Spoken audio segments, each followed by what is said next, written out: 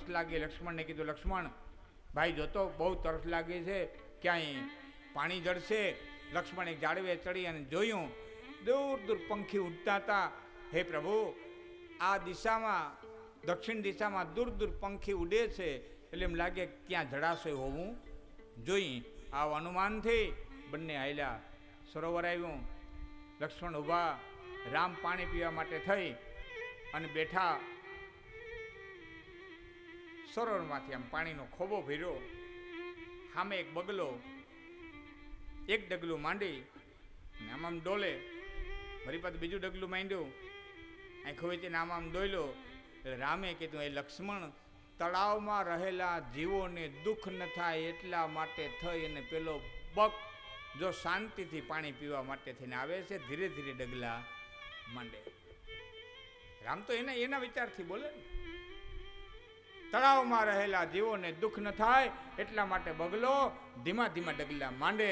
રામની પડખે માયસલું હતું, એને કીધું, રામ તમે પ્રવાસી છો, અમે સહવાસી છીએ. તમે પ્રવાસી છો, તમને ન ખબર હોય શું કરો ઢીલા ડગલા મારે. અમે સહવાસી છીએ, અમને ખબર હોય શું કરવા ધીમા ડગલા મારી મારા છોકરાઓને ખાવા આવે. એ ધ્યાન ધરવા નથી આવતો. એમ સહવાસીને ખબર પડે. વ્યાસપીઠ માથે બેહી અને મોટી મોટી આભને આંબી જાય એવડી વાતો લાખણથી ગઢવી કરતો હોય, પણ તમે તો પ્રવાસી છો. મારા આમાં કલાક 2 કલાક સૌ, 3 કલાક સૌ, 5 દી સૌ, 8 દી સૌ, 9 દી સૌ. કેટલા દી? 9 દી પછી તમે તમારે ઘેરે, હું મારે ઘેરે. તમે પ્રવાસી છો, આ મારા સહવાસી છે. લાખણજી ગઢવી હું છે એનો ડ્રાઈવર જાણતો હોય, તમને શું ખબર પડે? તમે હું તમારા સામે તો ગમે એટલો ઢોંગ કરી શકું, ગમે એટલું નાટક કરી શકું. તમે મને મળવા આવવાના હોય એટલે હું બીડીયું હતાડી દઉં, ગમે કરી શકો. ધ્યાન ઢોંગથી થયો કે? હા, દાન ઢોંગથી ન થાય, દેવું જ પડે. દાનમાં ઢોંગ ન આવે, બાકી બધું ઢોંગથી થયો કે. તપ ઢોંગથી થયો કે, ધ્યાન ઢોંગથી થયો કે. ઢોંગ કરી શકાય. તો પ્રવાસીને ખબર ન હોય સાહેબ, સહવાસીને ખબર હોય. અહીંયા લોક નિંદાનો ભય લઈ ગયો. લોકો નિંદા કરશે તો. બાટવામાં તો ખૂબ નિરાશ્રિતો આવ્યા છે હિન્દુસ્તાનથી આ પછી. કદાચ ને આ નાટક આવ્યું હોય કે ન હોય મને યાદ નથી. નિરાશ્રિતો માટે થઈ અને રાજ કપૂરનો બાપ પૃથ્વીરાજ કપૂર એક નાટક લઈને નીકળ્યા હતા કે નાટકમાં જે કંઈ ઉપાર્જન થાય, જે કંઈ પૈસા આવે, તે તમામ પૈસા છે એ નિરાશ્રિતોના વસવાટ માટે થઈને આપવા. આવું દીવાર નામનું એક નાટક લઈને નીકળ્યા હતા. આવું મેં ક્યાંક વાંચ્યું છે. નાટકનું નામ દીવાર હતું. એના ડાયરેક્ટર પૃથ્વીરાજ કપૂર હતા, રાજ કપૂરના બાપ. એમાં એક જગ્યાએ નાટક મંડળી ગઈ, ત્યાંની જગ્યાના મંતે પૃથ્વીરાજ કપૂરને એક પત્ર લખ્યો અને પત્રમાં એવું લખ્યું કે હું સાધુ છું, જગ્યાનો મંત છું અને નાટક જોવા ન આવી શકું, કારણ કે એ વખતમાં મંત નાટક જોવા અપરાધ ગણાતો. હું નાટક જોવા ન આવી શકું તો હું નાટક જોઈ શકું અને દુનિયા મને ન જોઈ શકે એવી તમારી નાટકમાં વ્યવસ્થા ખરી?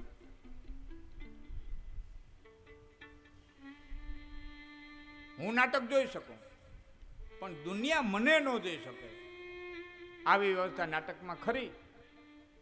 એટલે નાટકના ડાયરેક્ટરે હામો પત્ર લખ્યો, ચોક્કસ આપ પધારો, આપ નાટક જોઈ શકશો, દુનિયા તમને નહીં જોઈ શકે એવી હું તમને વ્યવસ્થા કરી દઈશ, પણ આપને યાદ રહે કે દુનિયાથી હું તમને છુપાવી હગે પણ દુનિયાના બનાવનારાથી હું છુપાવી હગું એવી વ્યવસ્થા મારી પાસે નથી. દુનિયાથી છુપાવી હગે પણ દુનિયાના બનાવનારાથી છુપાવી હગે એવી વ્યવસ્થા મારી પાસે નથી. તમે દુનિયા સામે ઢોંગ કરી હગો, બગહરાનું હોનું પહેરીને તમે મને છેતરી હગો, હોનીને થોડા છેતરી હગો. આપણે જેને બગહરાનું હોનું કહીએ ને, એ બગહરાનું હોનું પહેરીને તમે જગતને છેતરી હગો. 10 તોલાનો હાર પહેર્યો પણ હોનીને થોડા છેતરી હગો. એમ જગતને છેતરી હગાય, જગતના બનાવનારને ન છેતરી શકાય. લોક નિંદાનો ભય લઈ ગયો, લગ્ન નથી કરવા. વળી પાછો વિચાર થયો કે લગ્ન ન કરું તો દીકરો તો ક્યાંથી થાય? તમારે મારે આ ગળમથલમાં વ્યાસ એવા મૂંઝાણા હું કરવો. એમાં વિચાર દ્રઢ કર્યો કે લગ્ન કરવા છે, અને લગ્ન કરવા છે નિર્ણય કરી અને ધ્રુતાતીને કેવા ગયા, ત્યાં વ્યાસને યાદ આવ્યું. સુત પુરાણી કહે છે કે હે શૌનક, વ્યાસને યાદ આવ્યું કે પુરુરવાર લગ્ન કર્યા હતા ને અપ્સરાએ રે બહુ દુઃખી થયો હતો, મત નથી કરવા. અપ્સરાએ રે તો નથી કરવા. હવે લૌકિક બાઈ રે કરીએ તો વસ્તુ જુદી, પણ અપ્સરાએ રે નથી કરવા. એટલે શૌનકે કીધું કે પુરુરવા કોણ હતો અને પુરુરવા કેમ દુઃખી થયો? સુત પુરાણી કહે છે, હે શૌનક, એક વખત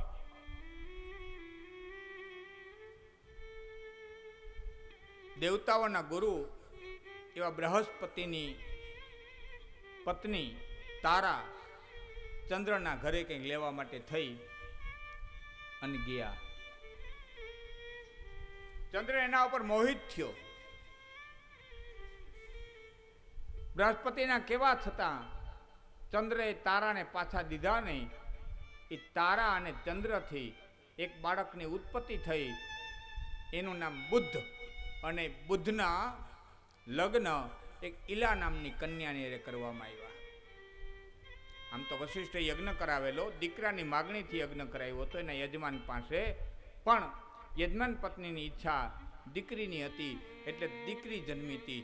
એ દીકરીને ફરીવાર વશિષ્ઠ મુનિએ પોતાના તપના બળથી સુધમનુ નામનો પુરુષ બનાવ્યો હતો. હવે આમ ન માનતા કે આમ કરીને વશિષ્ઠે કીધું અને દીકરીમાંથી દીકરો થઈ ગયો. એ સાયન્સ એ વખતે હતું. આજે જે જાતિ પરિવર્તન કરે, છોકરી મટીને છોકરો થાય, છોકરો મટીને છોકરી થાય, કરોડોના ખર્ચે લાખોના ખર્ચે જાતિ પરિવર્તન કરે, એ જાતિ પરિવર્તન જે તે કાળમાં હતું. રાજા દ્રુપદને ત્યાં દીકરી જન્મી હતી, જાતિ પરિવર્તન કરીને પુરુષ થયો હતો, એટલે વિષ્ણુએ બાણ મૂકી દીધા કે જન્મે સ્ત્રી છે, શિખંડી. આ સાયન્સ એ વખતે હતું. પણ ગમે તે ખામી રહી ગઈ અને સુધમનુમાંથી પાછો એ ઈલા નામની કન્યા બની ગયો. અથવા તો એને પુરુષના શરીરમાં રહેવું ગમ્યું નહીં. બહારથી લક્ષણો ફર્યા, અંદરના લક્ષણો ફર્યા નહીં. તો ઈલા નામની કન્યા થઈ, અને ઈલા નામની કન્યાના લગ્ન આ બુદ્ધની હારે કરવામાં આવ્યા. ચંદ્ર અને તારાનો પુત્ર બુદ્ધ, બુદ્ધની હારે ઈલાના લગ્ન કર્યા. એનો નહુસ, એનો પુરુરવા, આયુ, થોડા ભેદ છે એક નામમાં હરિવંશ પુરાણમાં અને આમાં, પણ આપણે એનો આપણે બારોટ થઈને કે નામની નામાવલી કરવા બેઠા નથી. આપણે મૂળ વાત પુરુરવાની છે. એ પુરુરવા, નહુસ, આયુ, એનો નહુસ, એનો અયાતિ અને એનો યદુ અને યદુવંશ. હવે એક સ્પષ્ટતા કરી દઉં કે આ વાત તમને ગળે ઉતરે?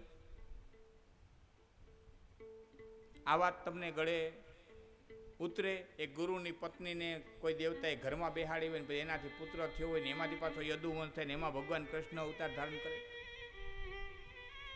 ગુરુગામી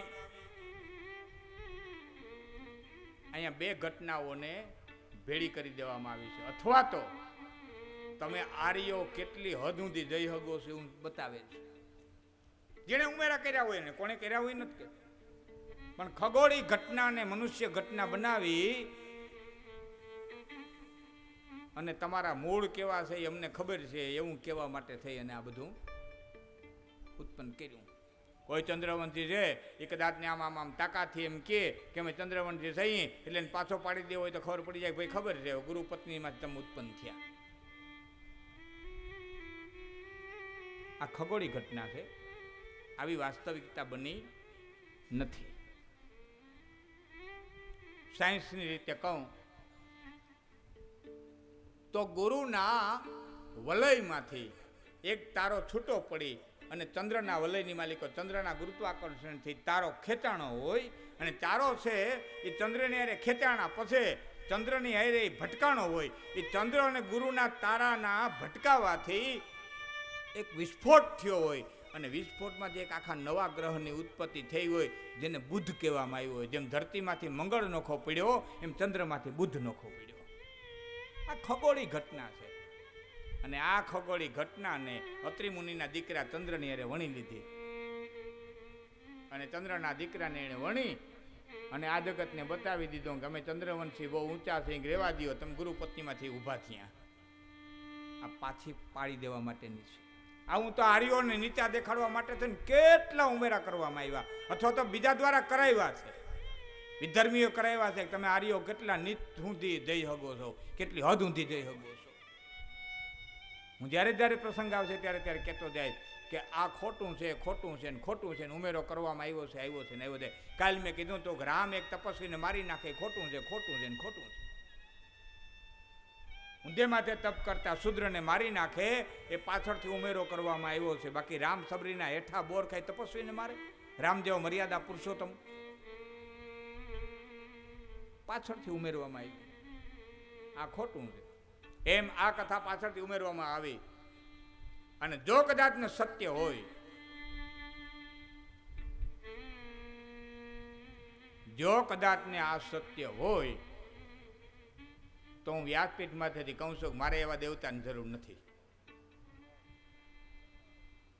જો આ સત્ય હોય, હું માનતો ને સત્ય છે, છતાં સત્ય હોય તો હું કહું છું કે આવા દેવતાની આપણે જરૂર નથી. જે ગુરુ પત્નીની માથે નજર નાખે એ દેવતાને મારે કાંઈ લેવા દેવા નથી. તમારે માનવું હોય તો માની દો. ખગોળી ઘટનાઓ અને મનુષ્ય ઘટનાઓ બનાવી દીધી. હજી એવી ઘણી ઘટનાઓ આવશે આગળ. કોણ કે શું કરો એવા દેવતાને? ભાઈ એવા દેવતાને તમારે કરવો હું?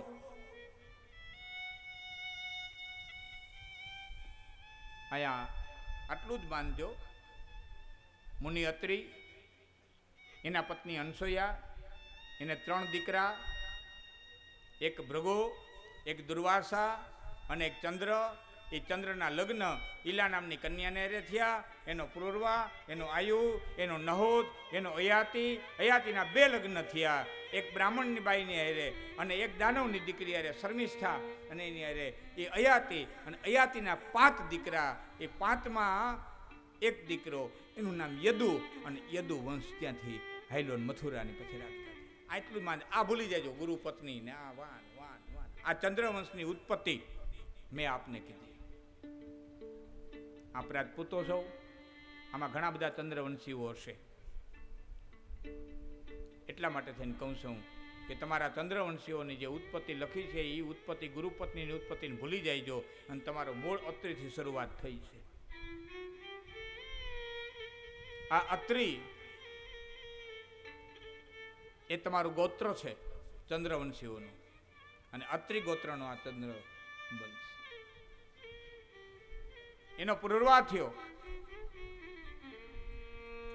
એ પુરુરવાએ ઉર્વશી નામની અપ્સરાની સાથે લગ્ન કર્યા.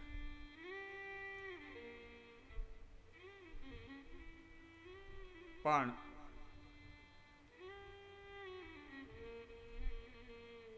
અપ્સરાએ શરત રાખી હતી કે રાજા, અહીં પણ 2 ઘટના ફેરી થાય છે. હું હજી નોખી પાડી દઈ. મારે થોડાક આ ક્રાંતિકારી વિચારો યુવાનોમાં પ્રસ્તાવ આવે છે ને, એટલે જ મેં વચ્ચે વાત કરી હતી કે એકાથી ક્યાંક રાતની આવી કથા થાય ને તો હું યુવાનો સુધી પહોંચાડી શકું. યુવાનોના માનસમાં જે ભારતીય ગ્રંથો પ્રત્યેની ગ્રંથિ બંધાઈ ગઈ છે એ ગ્રંથિને હું તોડવા માંગુ છું. યુવાનોના મગજમાં જે ઘર કરી ગઈ, જે ગળે નથી ઉતરતી એવી કથાઓ, એવી કથાઓ ઘર કરી ગઈ, કોઈને ગળે નથી ઉતરતી. કાલે જ આપણે કથા આવી હતી જાંબુવાનની. હવે એમાં લખ્યું છે જાંબુવાને જોયું કે રામા અવતારમાં મારો રામ હતા ને. હવે જાંબુવાને રામા અવતારમાં એમ કીધું છે કે વામન અવતાર વખતે હું હતો અને વામને વિરાટ સ્વરૂપ ધારણ કર્યું. તમે 7 પ્રદક્ષિણા ફરી હતી. પાછો એ રામા અવતાર વખતે હતો ને પાછો કૃષ્ણ અવતાર વખતે હતો. યુવાનોને ગળે નથી ઉતરતું કે જીવતા કેટલું છે. ઉતરે આ ગળે નથી ઉતરતું, કારણ કે આપણે એટલી આયુષ્ય જોઈએ જ નથી, સપનામાં નથી જોઈ. એટલે આપણે સ્પષ્ટતાથી કહી દઉં છું કે વૃક્ષપતિ એવું નામ એનું લખવામાં આવ્યું છે. અને વૃક્ષપતિ એટલે રીછોના પતિ, અને રીછોના પતિ હતા એનો અર્થ એ છે કે એક પદ હતું. વશિષ્ઠ એક પદ છે, વશિષ્ઠ વ્યક્તિ નથી. સૂર્યવંશના જેટલા સૂર્યવંશીઓ છે એ સૂર્યવંશના કપાળ ગોર તરીકે જે સ્થાપિત થાય એને વશિષ્ઠની પદવી દેવામાં આવે. આ પદ છે. જનક, જનક એક પદ છે, જનક નામ નથી. સીતાજીના બાપનું નામ તો સિરધ્વજ હતું. સીતાજીના પિતાશ્રીનું નામ સિરધ્વજ હતું. સિરધ્વજ રાજાના દીકરી સીતાજી હતા. જનક એની પદવી છે. જનકપુરની મિથિલાની ગાદીએ જે કોઈ આવે એને જનક કહેવામાં આવે. પોરબંદરની ગાદીએ કોઈ પણ જેઠવો બેહે એને રાણો કહેવાય. પોરબંદરની ગાદીએ કોઈ પણ જેઠવા આવે એને રાણાનું બિરુદ લાગે. જુનાગઢની ગાદીએ કોઈ પણ ચોડાહમાં આવે એને રાનું બિરુદ લાગે. જામનગરની ગાદીએ કોઈ પણ જાડેજા આવે, કોઈ પણ ચંદ્રવંશી જાડેજા બેહે એને જામનું બિરુદ લાગે. મિથિલાની ગાદીએ કોઈ પણ બેહે એને જનકની પદવી લાગે. એમ સૂર્યવંશીનો કપાળગોર જે થાય એને વશિષ્ઠની પદવી લાગે. એ રીતે રીછોનો જે અધિપતિ હોય એને જાંબુવનની પદવી લાગે. આ પદવીઓ છે, વ્યક્તિઓ નથી.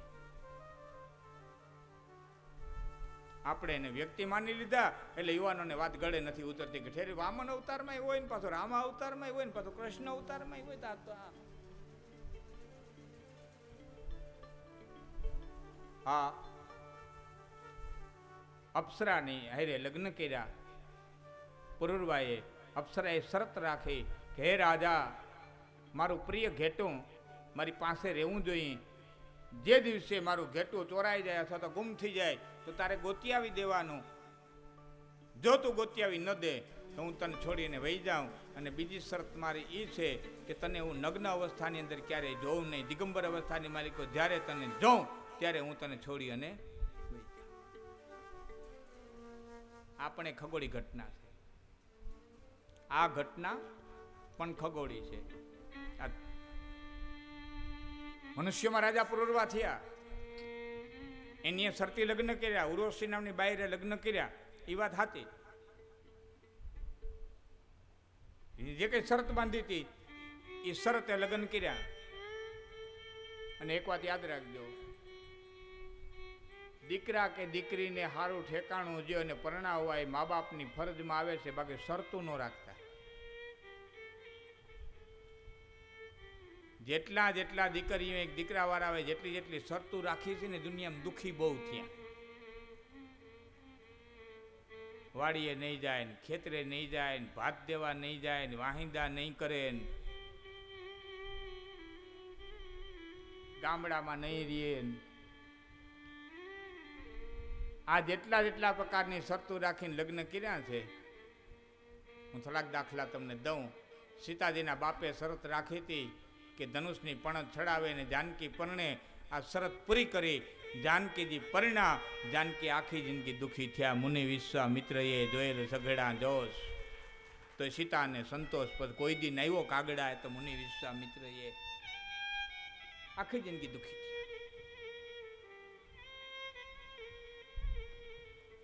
પાંચાળ નરેશ રાજા દ્રુપદે પોતાની દીકરી માટે શરત રાખે કે માછલીની આંખ વિંધે એને મારી દ્રૌપદી પરણે. અર્જુને આંખ વિંધી, દ્રૌપદી પરિણા. બાપની શરતે લગ્ન કર્યા. જિંદગી આખી દ્રૌપદી દુઃખી થયા. આખી જિંદગી દ્રૌપદી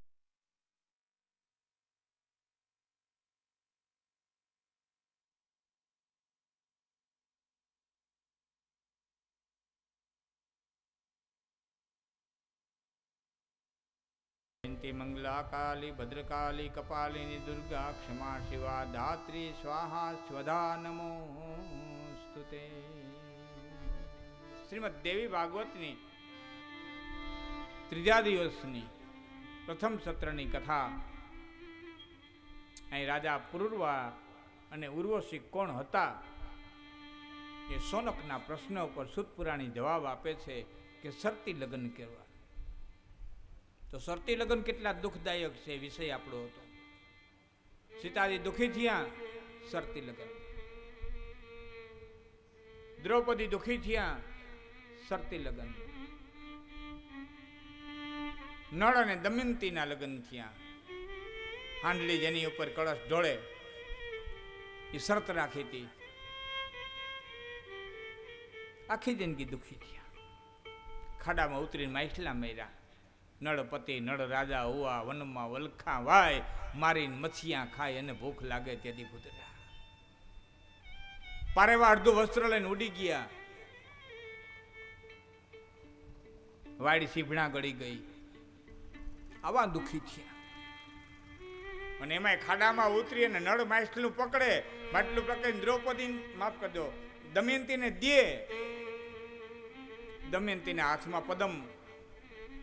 જેવી દમયંતી હાથમાં માછલું લે કે તરત જીવતું થઈને પાછું ખાડામાં વયું જાય. નળને એમ જો હવે ખાધા પૂરતા માછલા થઈ ગયા, બાઈને નીકળ્યા તો દમયંતીના હાથમાં એકેય માટલું નહીં. નળને શંકા ગઈ કે આ બાઈ માછલા ખાઈ ગઈ, ભૂખની મારી.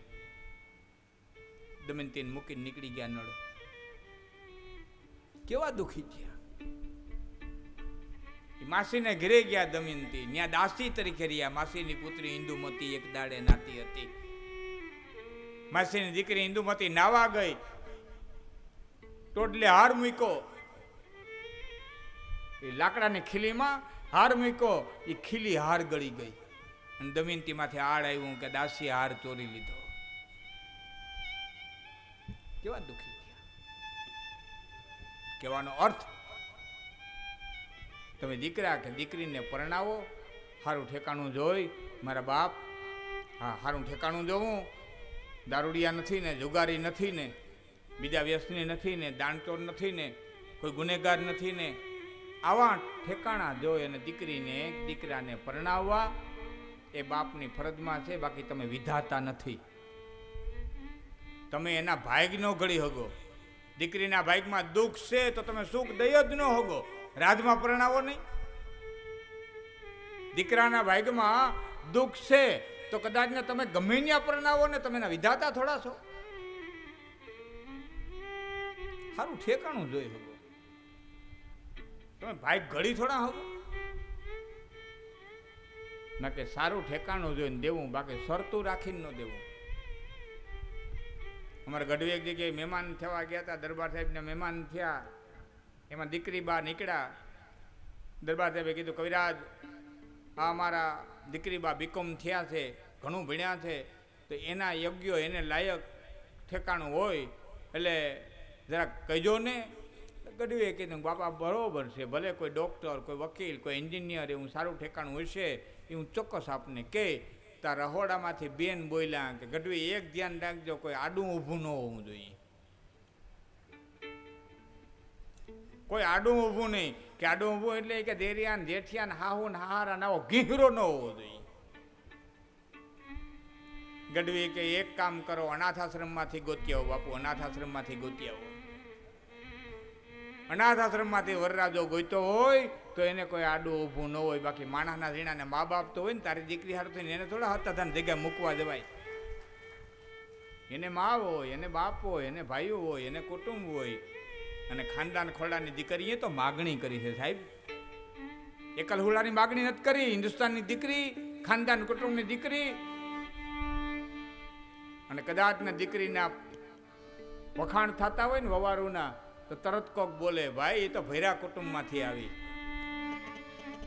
એ ભૈરા કુટુંબમાંથી આવી અને ખબર હોય ને કેમ મહેમાનને હચવાય, કેમ રખાય. એકલહુડામાંથી આવી હોય તો ન ખબર હોય. બાકી તો ભૈરા કુટુંબમાંથી આવી છે. એવા ભૈરા કુટુંબની દીકરીએ તો માગણી કરી માતાજી પાસે કે મને એકલહોડું કુટુંબ નહીં, મને ભૈરું કુટુંબ દેજે. હે આખા કુટુંબને ઢાંકીને બેહે, વડલા જેવો એક હાહરો દેજે. આખા કુટુંબની મોવડી થઈને બેઠી હોય એવી એક વૃદ્ધ સાસુ દેજે.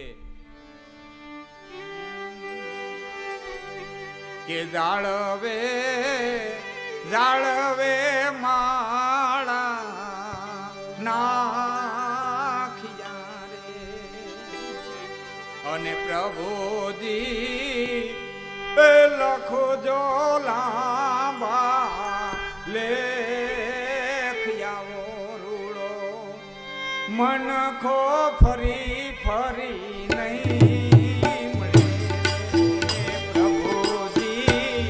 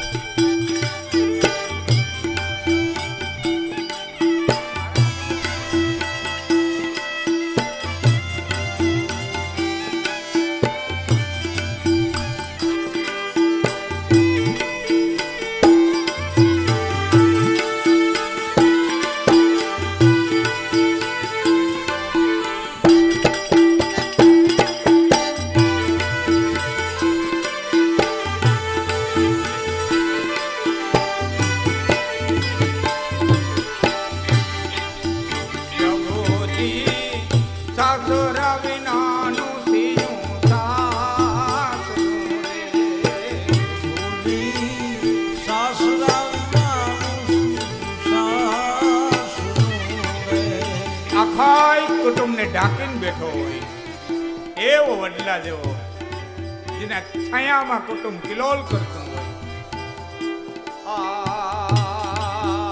પ્રભુજી સાસરા વિનાનો સિંહ સાસરું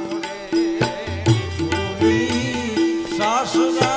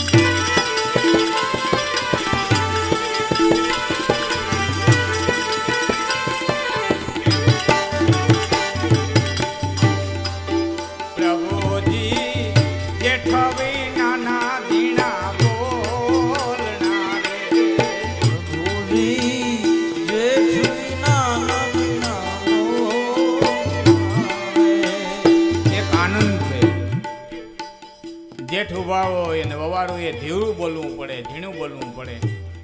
એમ નથી કહેતો લાદના ઘૂમતા હતા. જો લાદ તો મોગલો આવ્યા પછી આવી, લાદ નહોતી. લાદ તો મોગલો આવ્યા પછી આવી. આ દેશની દીકરી સ્વતંત્ર હતી. ભર સભાની અંદર બાપને કઈ શકતી હતી કે હેઠો ઉતાર નહીં પૈણું, ખૂણામાં એક બાજુ બોલાવીને નહીં, માને કહીને બાપના કાન સુધી વાત પહોંચાડવી એમ નહીં, દાસીને કહીને મા સુધી વાત પહોંચાડવી એમ નહીં. ભર સભામાં ભગવાન કૃષ્ણની હાજરીમાં ઊભી થઈને બાઈ કઈ શકતી હતી, દીકરી કઈ શકતી હતી કે હેઠો ઉતાર બાપ, એ સુતપુત્ર છે એ નહીં પૈણું. આટલી સ્વતંત્ર.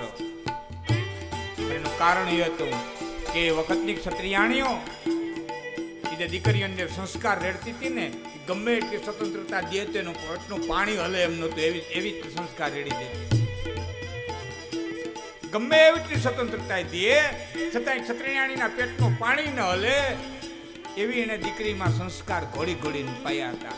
એ પછી દીકરી પર બંધન રાખવું પડ્યું, કારણ કે સ્વતંત્રતા સ્વચ્છંદતામાં પલટી જતી હતી. સ્વતંત્રતા આપો, જેટલી બને એટલી સ્વતંત્રતા આપો દીકરીને, પણ સ્વતંત્રતા સ્વચ્છંદતા ન બની જાય એનું ધ્યાન માએ રાખવાનું છે. 5:30 વાગે દીકરી ભણી અને ઘેરે આવી જવી જોઈએ, અને બીજા દી 15 મિનિટ મોડી થઈ તો માની ફરજમાં આવે પૂછવાનું, બેટા ક્યાં ગઈ હતી? દીકરી મોબાઈલ વાપરે છે, શું વાપરે છે, શું જોવે છે, એ ચેક માએ કરવાનો જોઈએ. આ માની ફરજમાં આવે. એક યાદ રાખજો, દીકરો ધનવાન ન થાય તો બાપનો ગુનો છે. દીકરો ધનવાન ન થાય તો બાપ ગુનેગાર છે, પણ દીકરો ગુણવાન ન થાય કે દીકરી ગુણવાન ન થાય તો માં ગુનેગાર છે. ગુણોનું સિંચન માએ કરવું પડે, અને હિન્દુસ્તાનની રાજપૂતાણી ગુણોનું સિંચન કરતી. એવા ગુણોનું સિંચન કરતી, પારણામાંથી હાલરડામાંથી ગુણોનું સિંચન કરતી. મને બાપુ જૂનામાં જૂનું હાલરડ્યું મળ્યું હોય, જૂનામાં જૂનું, તો સતી મદાલસાઈએ સંસ્કૃતની માલિકોએ પોતાના દીકરાઓને ઉપનિષદનો રસ પાયો છે. આ સંસ્કૃતમાં હાલરડા મેં વાંચ્યા છે. મદાલસાનું હાલરડ્યું, મને સંસ્કૃત આવડતું નથી બહુ, નહીં તો તમને ગાય સંભળાવત. મેં વાંચ્યા છે, સાંભળ્યા છે. પેલું હાલરડ્યું, ત્યાં સુધીમાં મને વાંચવામાં કે હાલરડા એવા નથી.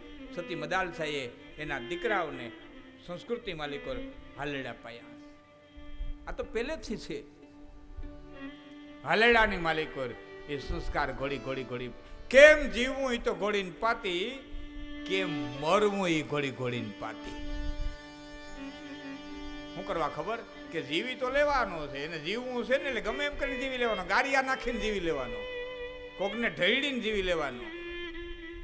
જીવવું છે ને એ તો શીખી લેવાનું. મરવું કેમ હિન્દુસ્તાનની આર્ય નારી શીખવાડતી કે ઈ પેરી ઓઢીલે જ પાતળા રે પીળા લાલ પીરો દીર રે શિવા લાલ પીરો કાયા તારી લોય માનાસે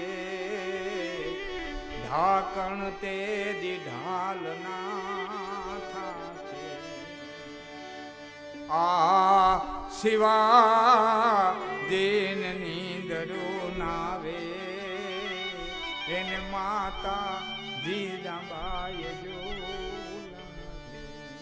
સમય મળશે તો ક્યારેક આખો પ્રસંગ આખી વાત શું કરવા નિંદર નહોતી આવતી, કેમ નિંદર નહોતી આવતી એની કથા સમય જાતા લેશ. પણ મારે કહેવાનો અર્થ એ છે કે દીકરીને સ્વતંત્ર પૂર્ણ આપજો, પણ સ્વતંત્રતા એમાં ન બદલી જાય. તુલસીદાસજીએ લખ્યું છે અતિ બરખા ભય ફૂટત ક્યારી. સ્વતંત્રતામાં પલટી જાય. અતિ બરખા ભય ફૂટત ક્યારી કે જીમી સ્વતંત્ર ભયે બિગરત નારી. દીકરી જુવાન થાય ત્યાં સુધી બાપને વશ, જુવાનીની અંદર પતિને વશ અને ઘડપણની અંદર પુત્રને વશ. સ્વતંત્ર હોવી જોઈએ પણ સ્વચ્છંદી ન હોવી જોઈએ. ગાડાનું ચક્ર, નાગરવેલનું પાન, તાવડીમાં રોટલી, તમારે ઘેરે રહેલી ઘોડી, વૈદ, વિદ્વાન, બ્રાહ્મણ, ચારણ, પંડિત, ઋષિ, સાધુ, જ્ઞાની અને રાજાનો મંત્રી, આ જેટલા ફરે એટલા હારા. આટલા ફરતા જ રહેવા જોઈએ સતત. ઘોડી ફરતી રહેવી જોઈએ, બાંધી બગડી જાય. નાગરવેલના પાન ફરતા રહેવા જોઈએ, નકર બગડી જાય. કાન માનસિક બાપુ તમારી દુકાન છે, નાગરવેલના પાનને કાયમ ધીમા 2-3 ફેરે ફેરવવા પડે, નકર બગડી જાય. રોટલી છે બેનોને ખબર હોય, તાવડીને ફરતી રહેવી જોઈએ, નકર દાદી જાય. ચક્ર છે એ ફરતું રહેવું જોઈએ. કઈ ગયો ભોજો? કાં ગાડીને પૈડા ફરતા રહેવા જોઈએ ને, ઊભી રહી જાય તો હપ્તા ક્યાંથી ભરાય? હા, ફરતું રહેવું જોઈએ. ચક્ર ફરતું રહેવું જોઈએ, ગાડું ફરતું રહેવું જોઈએ, મંત્રી ફરતો રહેવો જોઈએ, પંડિત ફરતો રહેવો જોઈએ, વિદ્વાન ફરતો રહેવો જોઈએ, સાધુ ફરતો રહેવો જોઈએ. આ બધા ફરે તો જગતને માટે કલ્યાણકારી છે, પણ બાઈ માણા ફરવી ન જોઈએ તો વિનાશની ખાણી છે. એ સ્થિર થઈ જવા જોઈએ. બાપને ઘેરે હોય તો બાપને ઘેરે, ભાઈને ઘેરે હોય ભાઈને ઘેરે, હાહરાને ઘેરે હાહરાને ઘેરે, જ્યાં હોય ત્યાં સ્થિર રહી જવા જોઈએ. આવું શાસ્ત્રોએ કીધું છે. મેં ક્યાંક શ્લોકો વાંચ્યા છે. બધા સ્વતંત્રતા ન આવવી જોઈએ, સ્વતંત્રતા જરૂરી છે. અહીંયા દીકરી માગે છે. લાદના ઘૂમતા તો બહુ મોડા એવા છે, પણ જેઠ હોય અને જેઠને સાંભળ્યા, જેઠના કાનુથી ન જાય અને હાહુ પતિ દેરાણી જેઠાણી સાંભળી લે, એટલું ઝીણું બોલવામાં જે મજા છે એ બરાડા નાખવામાં. કે પ્રભુજી જેઠ વિના ઝીણા બોલનારે, અને પ્રભુજી જેઠાણી વિના નાસિયાવાદ. એ બાંધણામાં મજા છે, એ વાદમાં મજા છે. દેરાણી જેઠાણીના વાદ છે ને, એ વાદ ન કહેવાય, બાંધણું ન કહેવાય. એ વાદમાં મજા છે, મીઠો વાદ છે. એ પ્રભુજી જેઠાણી વિના સિયાવા દિયાવો રૂડો મન ખો ફરી ફરી નહીં મને રે. આવો રૂડો મન ખો ફરી ફરી નહીં મને રે.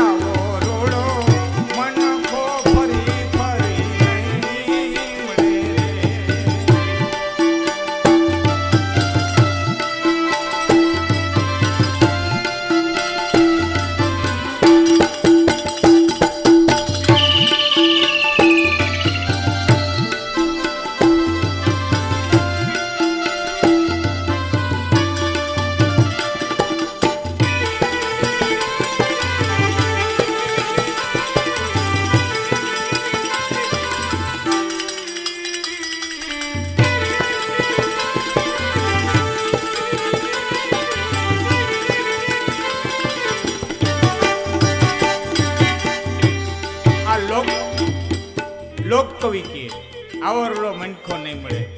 આ વાત તુલસીદાસજી કે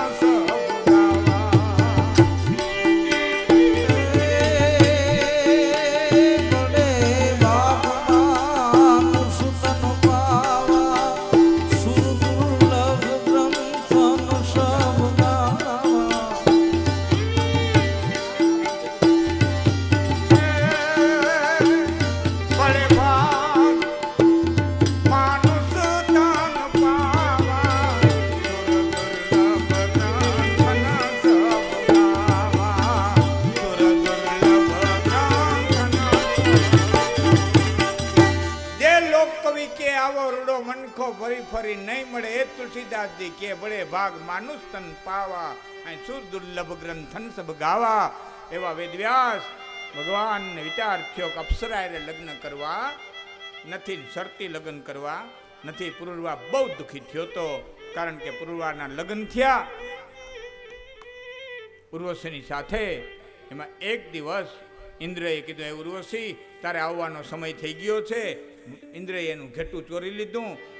ઉર્વશીએ પુરુરવાને જગાડ્યો, મારું ઘેટું ચોરાઈ ગયું. પુરુરવા રાત્રિનો સમય છે, નિર્વસ્ત્ર અવસ્થાની માલિકો છે, ભાગ્યો. એમાં વીજળીનો કડાકો થયો અને વીજળીના કડાકામાં ઉર્વશીએ પુરુરવાને જોયો. એટલે પુરુરવાને કીધું, હે પુરુરવા, મેં તને દિગંબર અવસ્થાની માલિકો વીજળીના પ્રકાશમાં જોયો છે, એટલે હું હવે વહી જાય. અને એ વીજળી થઈ અને ઉર્વશી આકાશની અંદર વહી ગઈ.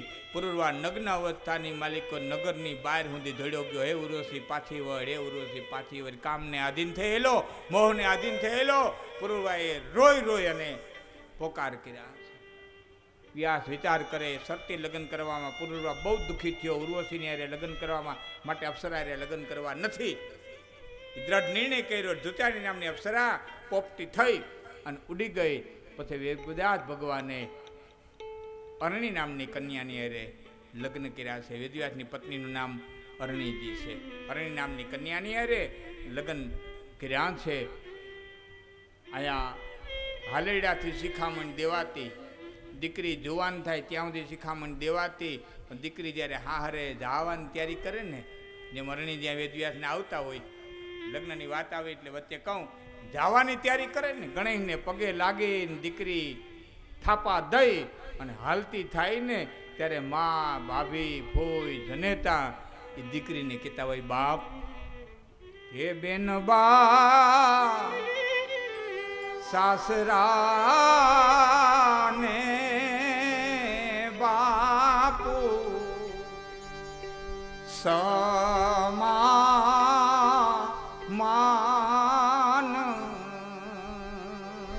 જો, અને બેન બા સાસુને માતા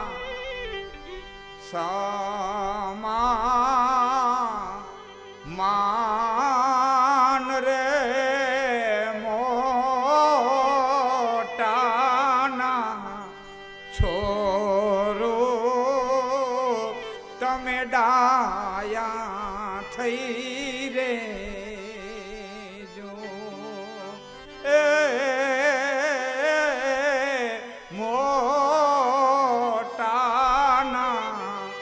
છોરો તમે ડાયા થઈ રે જો. બાપ ડાય થઈને લીજે દીકરી, તું તો મોટાનો છોરું છો, ખાનદાનનો છોરું છો, ખાનદાનનો છોરું છો. હાહરાને બાપ સમાન માનજે, જેઠને ભાઈ સમાન માનજે, હાહુને માં સમાન માનજે, બાપના નામને ઉજળું કરજે. એક ભાઈ મને પ્રશ્ન કર્યો હતો, મને કે લાખનજીભાઈ તમે અત્યારે જે વાત કરો ભેરા કુટુંબ હોવા જોઈએ, ભેરા કુટુંબમાંથી દીકરી આવવી જોઈએ, મને કે અટાણે દીકરી હું ભેરું કુટુંબ પસંદ કરશે? મારી સાંભળેનો દાખલો કહું. મારો મિત્ર છે સુરતની અંદર, રાંદેરમાં રહીએ છે, રમેશભાઈ ધામી વાણિયા છે જ્ઞાતિએ. 6 ભાઈઓ, 22 માણાનું કુટુંબ, 6 ભાઈઓ પરણેલા, પોતાના માય જીવતા, અને રમેશભાઈ પોતાના દીકરા માટે દીકરી ગોતતા હતા. પણ એવી દીકરી ગોતતા હતા જે દીકરીઓ નિર્ણય કર્યો કે મારે ભર્યા કુટુંબમાં જવું છે. અને આજ રમેશભાઈના દીકરાના ઘરમાં એવી દીકરી છે કે જેને ખબર હતી કે મારે હાથ હાહુની નીચે જવું છે. 6 ભાઈઓની વહુ ને 1 ગલઢા હાહુ, હાથ હાહુની માથે મારે નીચે રહેવું પડશે. અને છતાંય ભર્યું કુટુંબ ગોતી અને વાણિયાની દીકરી હાહરે આવી છે સુરતની માલિક મારી નજરે સામે. આજે પણ છે એવી ખાનદાન દીકરીઓ જે ભર્યું કુટુંબ ગોતે છે. એકલવાયામાં નથી જવું, એવી દીકરીઓ છે જે ભર્યું કુટુંબ નોખું ગો કરવા ગોતે છે. અહીં તો બધા પ્રકારની સૃષ્ટિ બનાવી છે ઈશ્વરે, પણ મોટાના છોરો તમે ડાયા થઈ રહેજો.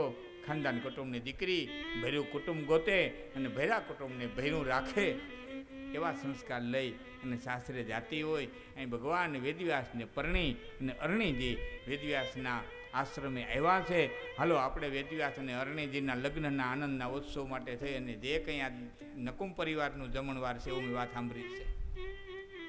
આજનો જમણવાર નકુમ પરિવાર છે ને? હા, ચાવડા સાહેબ નકુમ પરિવાર એ તરફથી આજે હું મીઠાઈઓમાં છે સરસ મજાનું જે કંઈ હોય, પણ વેદવ્યાસના લગ્નના આનંદનું આપણે ભોજન કરવાનું છે. એટલે આ બ્રાહ્મણો તો તમે દાબી દાબીને ખાઈ જો. આ તો વેદવ્યાસના ટાણે પરિણાવ્યા હે રવિ અદા. આ બ્રાહ્મણું એ તો ખાસ દાબી દાબીને ખાવાનું હો ભાઈ. આ પછી ચૌહાણનું હોય કે નકુમનું હોય, આ તો વેદવ્યાસ પરિણા છે. આપણે બાકી તો નહીં રાખીએ. તો બધાને વિનંતી કરું કે જે કંઈ પછી આપ ઊભા થાજો, બધા પોતપોતાની જગ્યાએ સૂચન કરે એ પ્રમાણે. ચાલો, બરોબર 3:30 વાગે આપણે વેદવ્યાસના સંસારની વાતો કરશું.